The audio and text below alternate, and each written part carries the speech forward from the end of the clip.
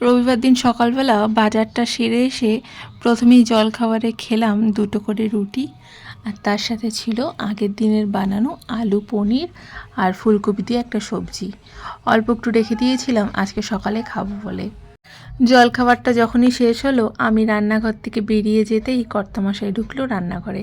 কারণ আমার বাড়িতে বেশিরভাগ রবিবারই তৈরি হয় কর্তামশাইয়ের হাতের মাংস দিয়ে। সারা সপ্তাহ নিজের হাতে রান্না করে খেয়ে একঘেয়েমি লাগে, তাই এই সপ্তাহে একটা দিন কর্তামশাই নিজের হাতে তৈরি করে মাংস।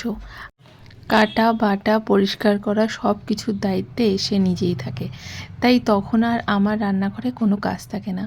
আমরা রবিবার দিনটা একটু হালকা পাতলা করে মাংস খেতেই বেশি পছন্দ করি, তাই আজকেও একদম পাতলা করে মাংসটা বানিয়েছিল। স্নানটা সেরে গরম গরম ভাত আর তার সাথে গরম গরম পাঁঠার মাংসের ঝোল। রবিবারটা একদম জমজমাট।